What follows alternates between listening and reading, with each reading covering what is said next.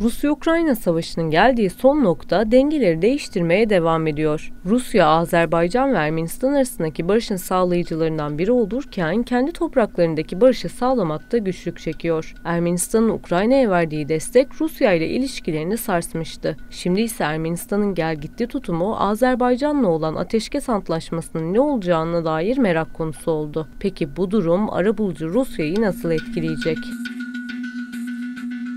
Videoya geçmeden önce kanalımıza abone olabilir, beğen tuşuna tıklayarak bize destek olabilirsiniz. Takvimler 2022'yi gösterdiğinden bu yana Rusya-Ukrayna savaşı devam ediyor. Bu süreçte savaş hem saha içi stratejileri hem de dış politikayı büyük oranda etkiledi. Etkilenen ilişkilerden biri de Ermenistan'la olanlar. Ermenistan'ın son dönemde güvenlik ortaklıklarını çeşitlendirme yönündeki girişimleri ülkenin Ukraynalılaştığı yönündeki söylemlere sebep oldu. Bu söylemlerin yayılmasının ardından Rusya'dan Ermenistan'a uyarı gecikmedi. Peki uyarı nerede, nasıl oldu? Orta Asya editörü Gülgün Abbas Bey ile anlattı. Şimdi bildiğiniz üzere 6 Ağustos'ta Kursk operasyonu başlatıldı. Ben bunun altını çizmek istiyorum. Ukrayna Silahlı Birliklerinin başarılı Kursk operasyonu 6 Ağustos'ta başladı ve birden Putin'in sürpriz ziyareti, Azerbaycan ziyareti gündeme geldi. Bildiğiniz üzere gündemde yoktu. Şimdi ziyaretin detaylarına bakalım. Liderler arasında baş başa ve heyetler arası görüşme yapıldı. Bu görüşmeler sonucunda iki ülke arasında çeşitli anlaşmalar imzalandı.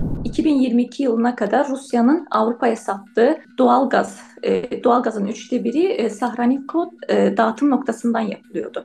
Ancak 2022 yılında Ukrayna buradaki sevkiyatı durdurdu.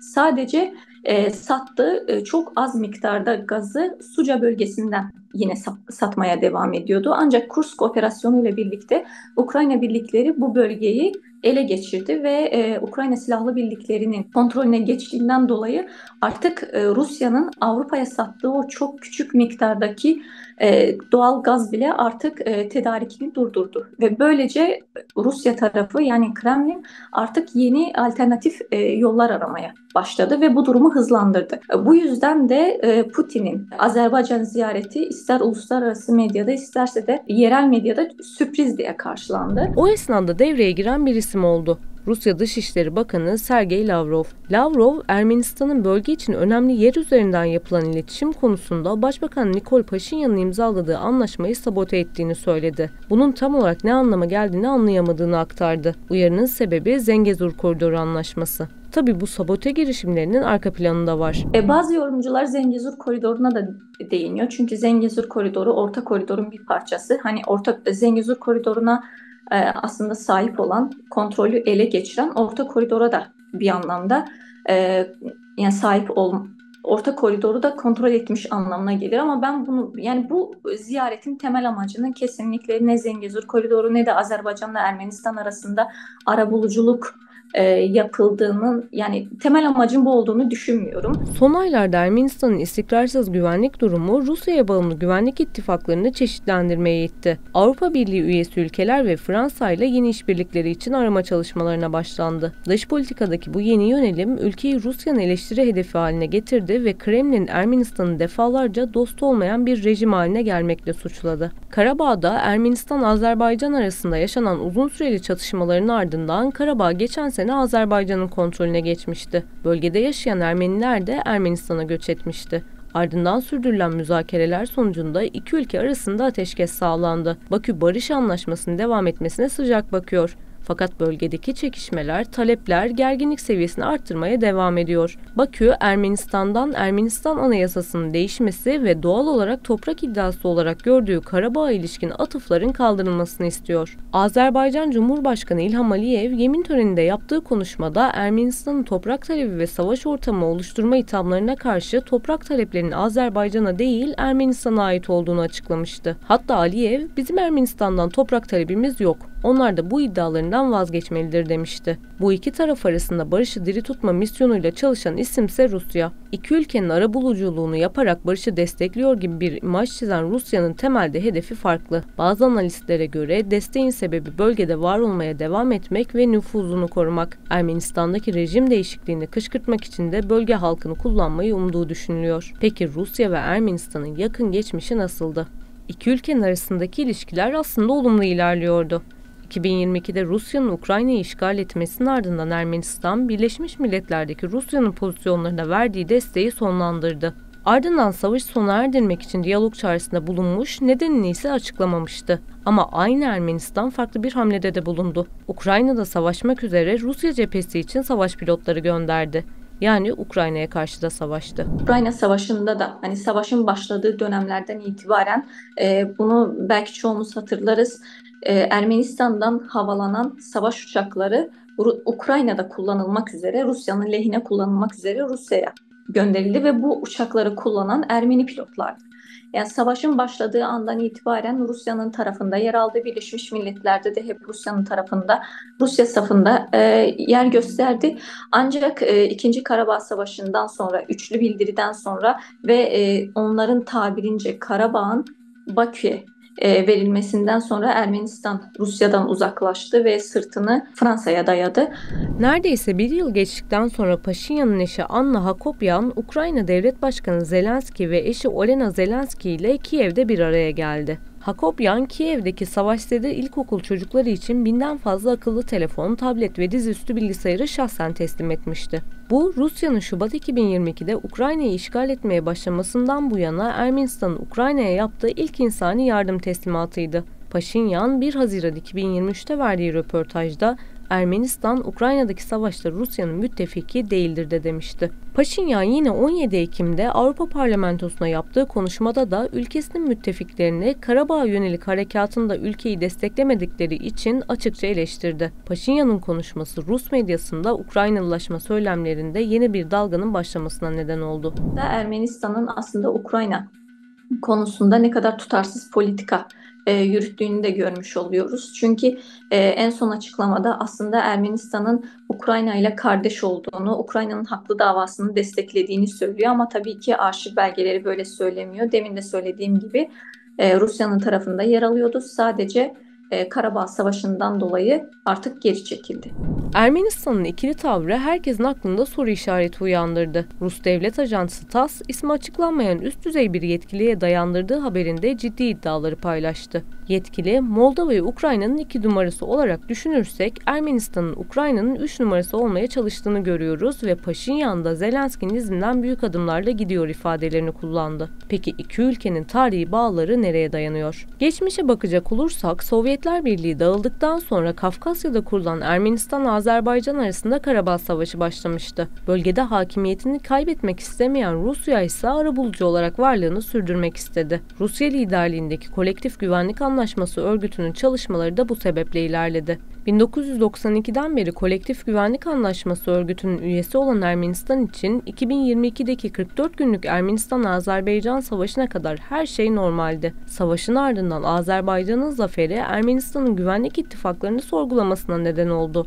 Çünkü zaferi kabul etmek istemiyordu. Sunduğu gerekçelerse Rusya'nın Ermenistan'ı Kolektif Güvenlik Anlaşması örgütü üyeliği anlaşmasına göre koruması gerektiğiydi. Kazakistan, Kırgızistan, Tacikistan ve Belarus'un da içinde yer aldığı Kolektif Güvenlik Anlaşması'nın 4. maddesine göre teorik olarak bir üye devlet saldırıya uğradığında onun yardımına koşmak gerekiyor. Ancak örgüt son yıllarda Azerbaycan'la yeniden başlayan çatışmada Ermenistan'a destek verme konusunda defalarca isteksiz davrandı. Bunun yerine tarafsız bir gözlemci rolü üstlendi ve bu durum Ermeni yetkililerin örgütü açıkça eleştirmesine yol açtı. Ermenistan Başbakanı Nikol Paşinyan, örgütün yükümlülüklerine aykırı olarak Ermenistan'ın güvenliğine yönelik tehditlere yeterli yanıt vermediklerini belirtti. Batı'ya yönelmekle itham edilmesine karşı da açıklamalarda bulunduğu durumu reddetti.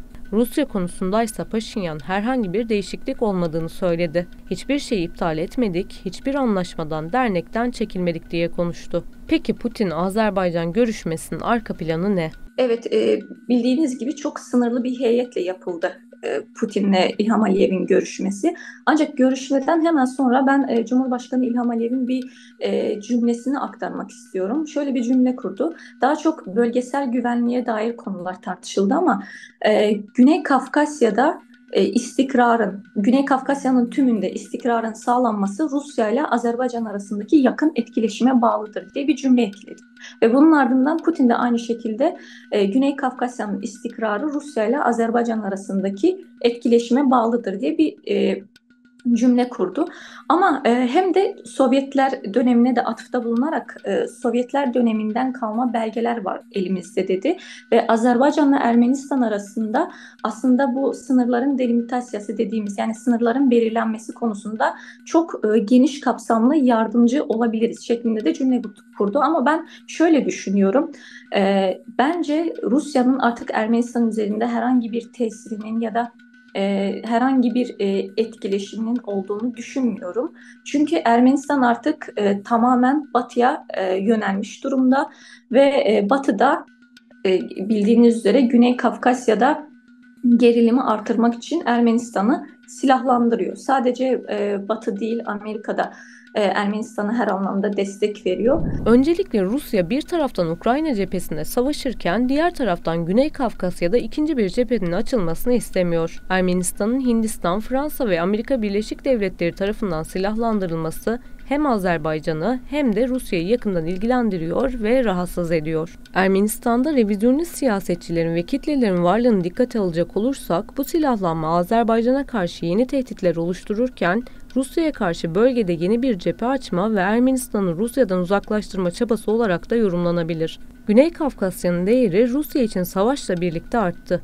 Bunun nedeni savaştan sonra uygulanan yaptırımlar nedeniyle Rusya'nın dünyaya çıkış yollarının ve enerji hatlarının kapanması. Rusya, Güney Kafkasya üzerinden Hint Okyanusu'na, Orta Doğu ve hatta mümkünse Batı'ya açılmak istiyor. Rusya'nın bu isteği de Azerbaycan'ın transit ülke olma politikasıyla örtüşüyor. Rusya, Ermenistan-Azerbaycan normalleşme sürecinde dengeli davranma çabasındayken Azerbaycan da Ukrayna-Rusya savaşında aynı politikayı izliyor. Azerbaycan ilk günden beri açık bir şekilde Ukrayna'nın toprak bütünlüğü ve egemenliğini desteklerken ülkeye insani yardımlarını hiç esirgemedi. Ayrıca Azerbaycan Ermenistan'ın tutumundan farklı olarak Rusya ile de ilişkilerini sürdürerek her iki taraf için bir görüşme platformu olanağı sunuyor. Detayları Gülgün Abbas Bey ile anlattı.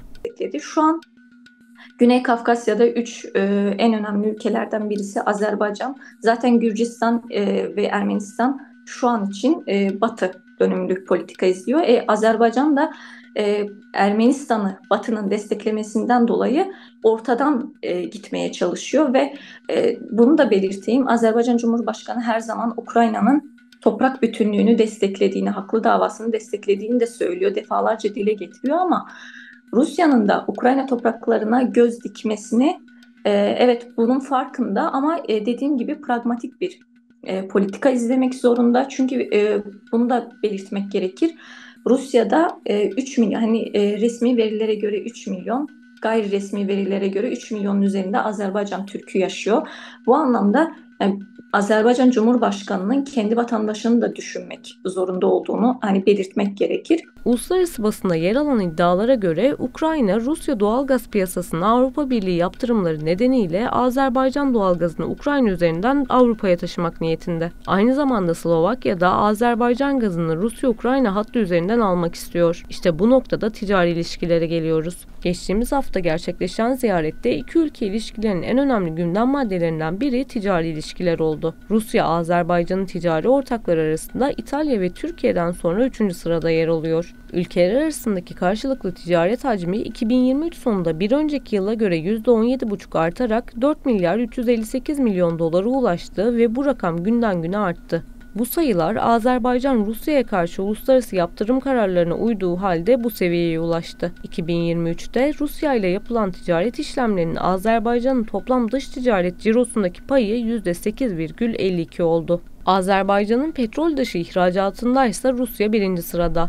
Hatta Azerbaycan, Rusya'nın meyve sebze ihtiyacını karşılayan 10 ülkeden biri. Gülgün Abbas Bey ile ticari ilişkileri de anlattı. Ve özellikle Putin'in Rusya'nın sınırlarının bitebileceği herhangi bir nokta yok açıklaması da aslında enerji politikalarına ne kadar önem verdiğinin bir kanıtı. Çünkü Putin tüm yatırımları altyapı projelerine yapıyor ve bu anlamda işte ister kuzey-güney koridor olsun, ister orta koridor olsun, bu anlamda bu ziyaretin temel amacı Rusya gazını Avrupa'ya taşımak. Yani Azerbaycan üzerinden yeni rota oluşturarak Azerbaycan üzerinden Avrupa'ya taşımaktı.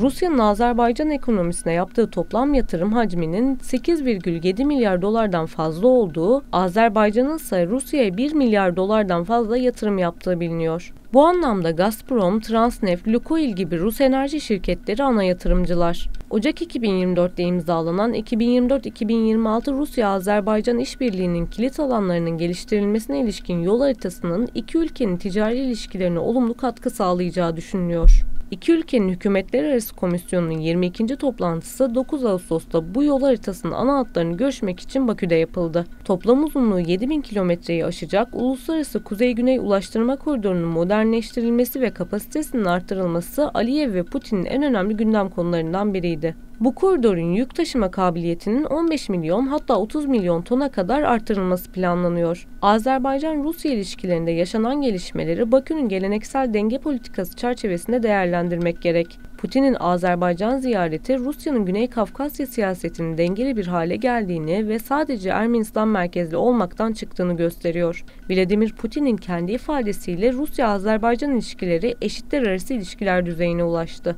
Son dönemde küresel ve bölgesel bağlamda yaşanan gelişmeler hem taşımacılık sektöründe hem de ekonomik ticari ilişkiler açısından Güney Kafkasya'nın Rusya için önemini arttırdı. Mevcut durum Azerbaycan'ın enerji ve taşımacılık alanında transit ülke olarak stratejik değerini artırma hedeflerinin gerçekleşmesine de hizmet ediyor. Sonuca gelecek olursak, Ermenistan, Azerbaycan'la yapılan barış anlaşmasından memnun değil. Bu durumdan sorumlu tuttuğu tarafsa Rusya. Rus basının aktardığına göre bu nedenden ötürü Ermenistan batıya doğru kayıyor. Bu durumun dengelerini ne şekilde değiştireceğini zamanla göreceğiz. Bölgedeki barışın devamlılığını isteyen Rusya'nın kendi topraklarındaki savaşı sonlandırmadan bu başarıyı nasıl elde edeceği ise merak konusu.